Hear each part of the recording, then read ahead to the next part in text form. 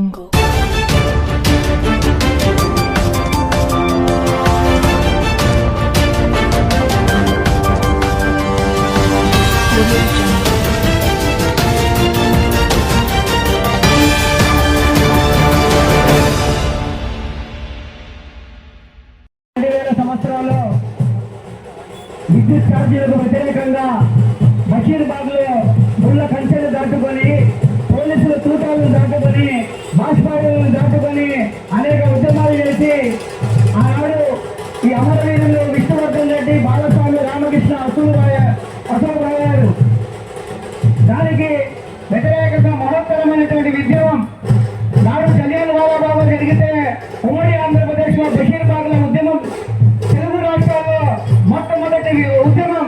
ఆ ఉద్యమం తర్వాతే చంద్రబాబు నాయుడికి కనువిప్పింది. చంద్రబాబు నాయుడు యొక్క పదవిని కూడా కోల్పోవడం జరిగింది.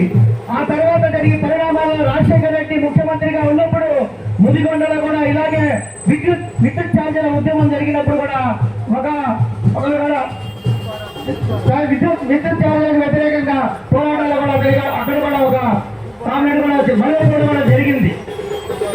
మరి జగన్మోహన్ రెడ్డి ముఖ్యమంత్రిగా ఉన్నప్పుడు చంద్రబాబు నాయుడు పాదయాత్ర చేసి నారా లోకేష్ కరెంట్ ఛార్జీలు పెంచారని చెప్పి బాబుడని చెప్పి రకరకాలుగా వినూత్నమైన రీతిలో కార్యక్రమాలు చేసి స్మార్ట్ మీటర్లు పెడితే తగలబట్టమని చెప్పినటువంటి నారా లోకేష్ ఈ రోజు అధికారంలో వచ్చిన తర్వాత రోడ్ ఛార్జీలు, బస్ ఛార్జీలు పేరుతో స్మార్ట్ మీటర్లు బిగిస్తూ ఉంటే మాట్లాడలేని పరిస్థితి. ఆదానితో ఒప్పందం చేసుకున్నటువంటి ఒప్పందాన్ని రద్దు చేస్తామని చెప్పి హామీ ఇచ్చినటువంటి ముఖ్యమంత్రి చంద్రబాబు నాయుడు ఈ రోజు మాట్లాడే పరిస్థితులు లేదు. నరేంద్ర మోడీకి బీజేపీలో జతగట్టి ఆంధ్ర రాష్ట్రాన్ని సర్వనాశనం చేసి మత ఉన్మాదం పేరుతో ఈ రోజు పెట్టగిపోతా ఉన్నారు. పేద ప్రజలపై భారాలు వేస్తా ఉన్నారు. కాస్త కొంత కమ్యూనిస్టుల యొక్క ప్రచారాల ద్వారా స్మార్ట్ మీటర్లు చాలా అపార్ట్మెంట్ల దగ్గర కూడా వెళ్ళి ప్రజల్లో కూడా వ్యతిరేకత వచ్చింది. దాని పరిణామమే కొంత వెనక్కి తగ్గారు.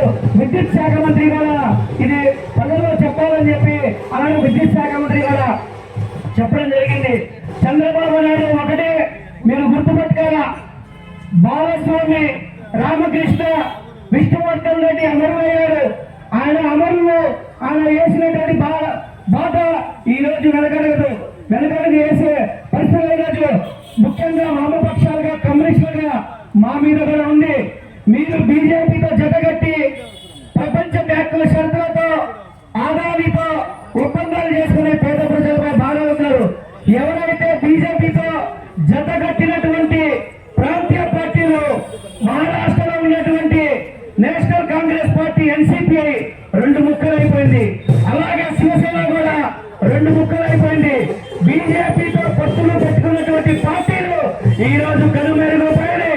అదే పద్ధతి ఈ రోజు ఆంధ్ర రాష్ట్రంలో చంద్రబాబుకు కూడా వచ్చే స్థాయి ఉంది. అది మిమ్మల్ని దించే స్థాయిలో ప్రజలు కూడా ఉన్నారు. పక్క తెలుగు రాష్ట్రాల్లో ఉన్నటువంటి తెలంగాణ ముఖ్యమంత్రి రేవంత్ రెడ్డి చెప్పారు, కమ్యూనిస్టుల అధికారంలో రాదు కానీ ఎవరినైనా ముఖ్యమంత్రిని దించుతారు, అది కమ్యూనిస్టుల యొక్క పాత్ర అని చెప్పి రేవంత్ రెడ్డి గారు చెప్పారు. అది కూడా చంద్రబాబు నాయుడు గుర్తుపెట్టాలా. మీరు ఎన్ని జిమ్మిక్కులు చేసినా ఏం చేసినా కమ్యూనిస్టుల యొక్క ఉద్యమాన్ని ఆపలేరు. అరచేతిని అడ్డం పెట్టి సూర్యకాంతిని ఎవరు ఆపలేరని చెప్పి చంద్రబాబు నాయుడు గురించాలా. అమరవీరుల యొక్క త్యాగాలు, విష్ణువర్ధన్ రెడ్డి, బాలస్వామి, రామకృష్ణ ఆశయాలు ఏదైతే ఆయన ఆశయాలు చూపారో ఆ ఆశయాల్ని మనం కూడా ఆయన త్యాగాల్ని వృధా కానివ్వకుండా బషీర్బాగ్ ఉద్యమం తరహాలని మేము కూడా స్మార్ట్ మీటర్ల ఉద్యమాన్ని వ్యతిరేక పోరాటాన్ని మనం కూడా ముందుకు తీసుకెళ్లాల్సిన అవసరం ఉంది.